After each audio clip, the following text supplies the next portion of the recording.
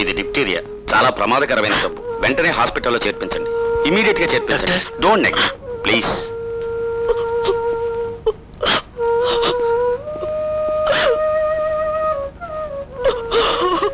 ఏమిటలా కూర్చుండిపోయారు? హాస్పిటల్కి వెళ్తాం పదండి.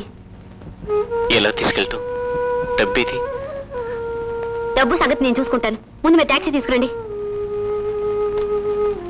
10,000గా ఏమంత మహాభాగ్యం, నేను ఇస్తాను. అక్కయ్య గారు, శాంతి కొళ్ళు తెలియించారు. డాక్టర్ గారు వెంటనే హాస్పిటల్లో చేర్పించమని చెప్పారు. డాక్టర్ని ఎవరు పిలిపించారు? నేనే పిలిపించాను. ఆలస్యం అయితే ప్రమాదం అన్నారు.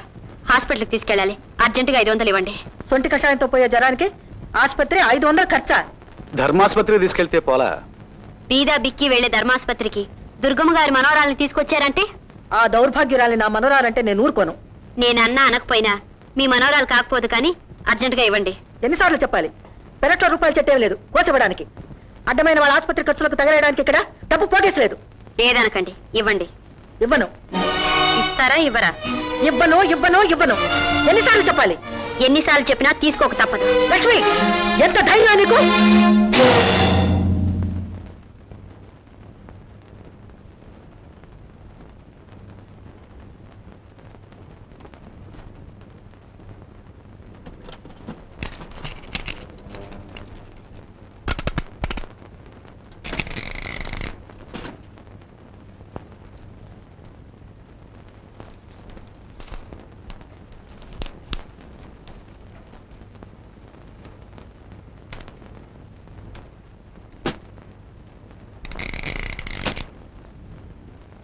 ఐదు 500 తీసుకున్నాను. ఇవ్వకోండి మీ తాళాలు. నిన్ను పోనివ్వండి అత్తగారు. ముష్టి వాళ్ళకి ఇవ్వాలని ఆమె కోరికే తీరనివ్వండి. ప్రమాదకరమైన జబ్బుగా మందు ఖర్చు కాకపోయినా ప్రాణాలు పోయిన తర్వాత మట్టి చేయడానికైనా కావాలి కదా. జబ్బుగా ఉన్న బిడ్డను హాస్పిటల్ తీసుకెళ్తుంటే అమంగళంగా మాట్లాడతావా? నువ్వు మనిషివా పశువా?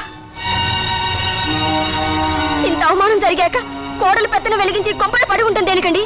మనకి ఇల్లు వాకిలేదా? వెళ్తాం పదండి. మన అవమానం కంటే అత్తగారి క్షేమం ముఖ్యం. ఆవిడ్ని అర్ధాంతరంగా విడిచిపెట్టి వెళ్లాల్సి వస్తుంది అని బాధగా ఉంది. వద్దు బాబు, మీరు వెళ్ళిపోతే నేను ఇక్కడ ఉండలేను. ఉండడం మాట దేవుడెరుగు. నాకు జరిగింది రేపు మీకు జరగవచ్చు, మీ కూతురికి జరగవచ్చు, మామగారికి జరిగినా ఆశ్చర్యం లేదు. అవును బాబు, తలుచుకుంటేనే భయంగా ఉంది. ముందు ఆ శనీశ్వరాన్ని ఇక్కడ నుంచి సాగనంపై ఉపాయం ఆలోచించు. ఆలోచిస్తాను.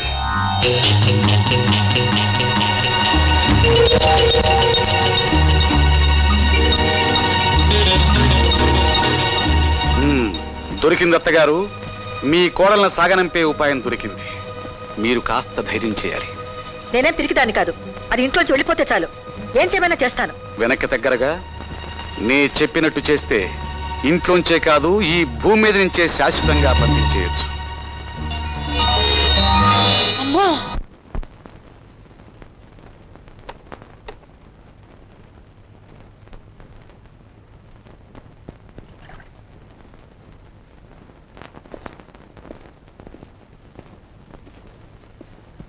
పాపని కరెక్ట్ టైంకి తీసుకొచ్చారు. కాసేపు ఉంటే పరిస్థితి చేయి దాటిపోయింది. ఇప్పుడేం భయం లేదు. Thank you doctor. No mention. దీన్ని పాయసంలో వేయండి. వద్దు బాబు, నేను ఈ పని చెయ్యను. నాకు చాలా భయంగా ఉంది. మీకేం భయం అక్కర్లేదు. అన్నిటికీ నేనున్నాను. వేయండి. బాగా ఆలోచించావా? ఏం పర్వాలేదు. వేయండి. వద్దు బాబు. వేయండి. వేయండి.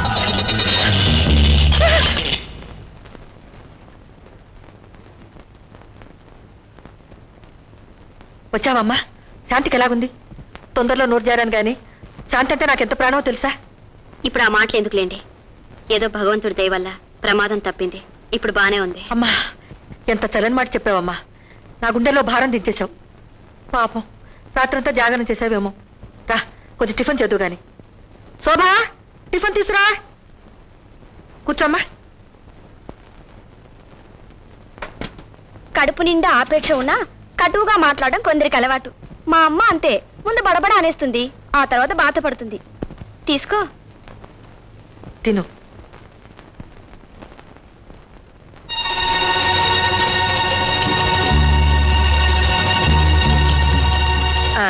ఇడ్లీ బాగా చల్లారిపోయింది. ముందు పాయసం తీసుకో. ఈరోజు పాయసం చేశారేమిటి అత్తయ్య? శాంతికి జబ్బు నయం కావాలని దేవుడికి మొక్కున్నాను. అందుకు పాయసం చేశాను. తీసుకో. తీసుకో వదినా. అత్తయ్య అత్తయ్య ఆ, తర్వాత అన్ని మాట్లాడుకుందాం, ముందు తీసుకో. తీసుకో వదినా. ఒక బల్లి విషంతో ప్రాణాలు తీయాలనుకుంటే ఇంకొక బల్లి ప్రాణాలు కాపాడింది.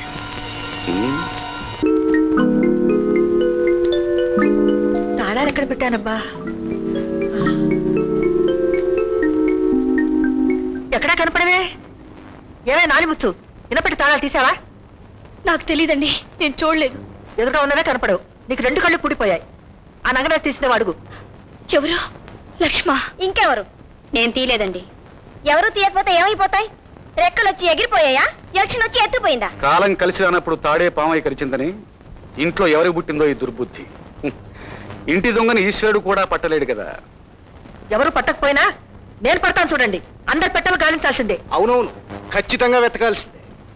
అయినా ఈశ్వరుడి శూలాన్నైనా వాడి 3 కళ్లకు కనపడకుండా దొంగిలించొచ్చు, కానీ నీ దగ్గర ఉన్న తాళాన్ని దొంగిలించే ధైర్యం ఇంట్లో ఎవరికుంది? ఎవరి దగ్గర ఉందో మీ ముందే తేలుస్తాను, చూస్తూ ఉండండి. ఏమొద్దు, నీ పెట్టిసిరా. పెట్టు. యశోదా చూడు. దాన్ని కూడా తీసుకురమ్మను.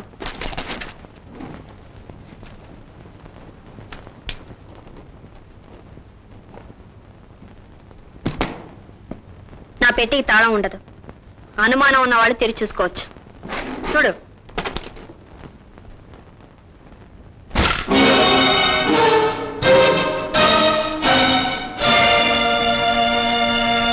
అమ్మో, ఇప్పుడు తెలిసిందా ఎవరి గుణం ఎటువంటిదో? తాళాలు దాచడం కొంప నిలువునా దోచాలేనేగా. అంతేగా అత్తగారు, మీ స్థానంలోకి రావాలని బలమైన కోరిక కూడా ఉన్నట్టుంది. ఉంటుంది ఉంటుంది, ఎందుకు ఉండకూడదు? మనసు అనేది కోరికల పుట్ట, ఆశల గూడు. కోరికలనేవి ఎవరికైనా ఉండొచ్చు, తప్పే ఉంది. కానీ ఈ తాళాలు నీ పెట్టెలోకి ఎలా వచ్చాయమ్మా? నాకు తెలియదు మామయ్య గారు. అది గట్టితనం అంటే. దొంగ పట్టుబడ్డా దొంగనని ఒప్పుకున్నట్టు తన పెట్టెలోంచి తాళాలు బయటపడ్డా తనకేమీ తెలియదంటోంది. ఆరితేరిన ఘటమే. అత్తగారు, ఎందుకైనా మంచిది ఆ ఎనపెట్టె తెరిచి డబ్బు నగలు ఉన్నాయో చూడండి, అనుమానాలు తీరిపోతాయి. అవునవును, తాళాలు తీసింది డబ్బు మాత్రం తీయదని ఎక్కడుంది? పదండి.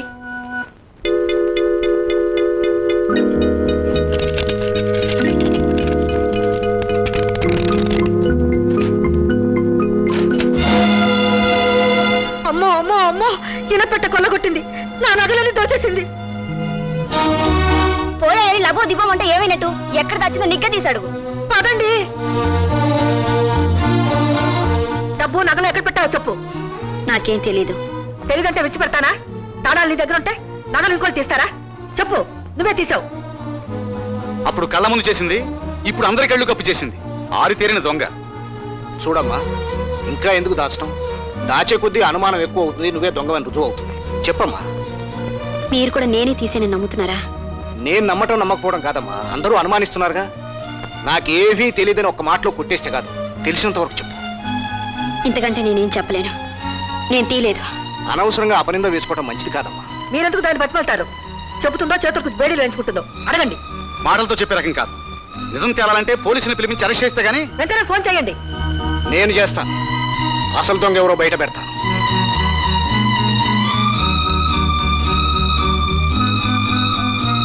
మామగారి చేత ఫోన్ చేయించకుండా ఉండటానికి తాపత్రయపడుతుంది. వద్దు మావయ్య గారు, ఫోన్ చేయకండి. ఏ ఎందుకని? అసలు దొంగ బయటపడతాడనా? ఈ ఇంట్లో అందరూ అంతే. ఎవరి మటుకు వాళ్ళు తమ పంతాలు చెల్లించుకోవడం తప్ప నిజాన్ని బయటపెట్టరు. నీ మటుకు నువ్వు అంతే. అది కాదు మావయ్య గారు. నీ సంజాయిషులు సమర్థింపులు నాకు అక్కర్లేదు.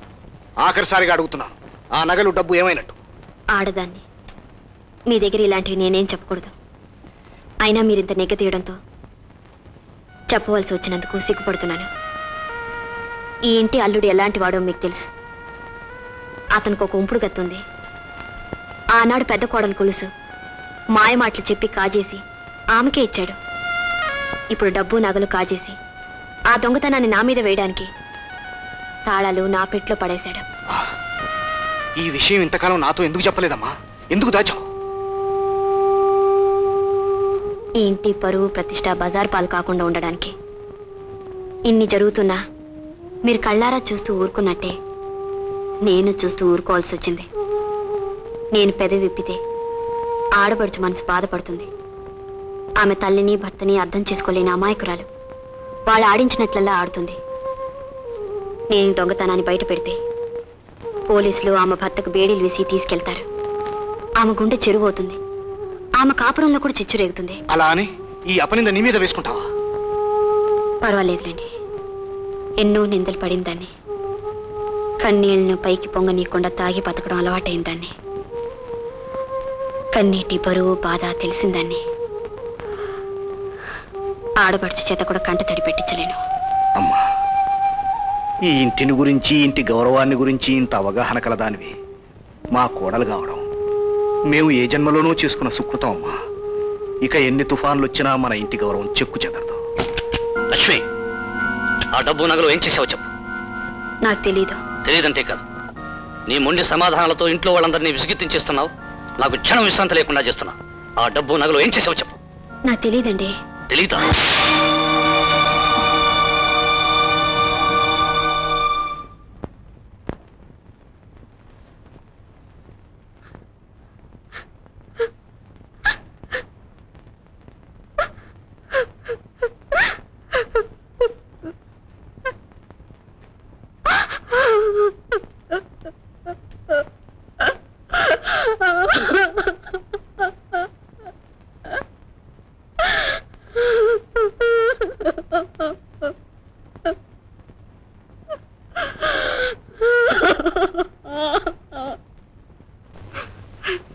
ఎంత పని చేసావురా!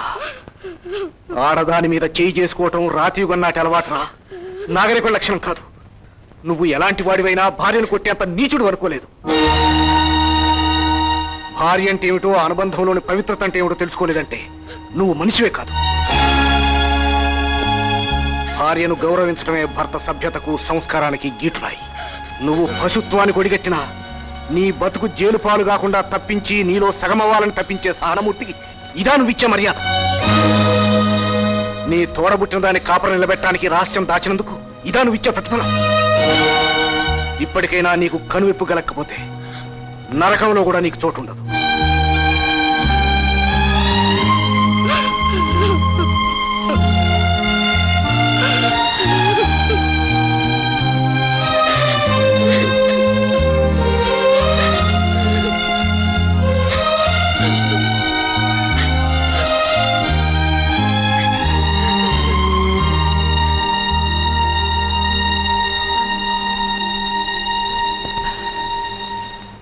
I'm sorry.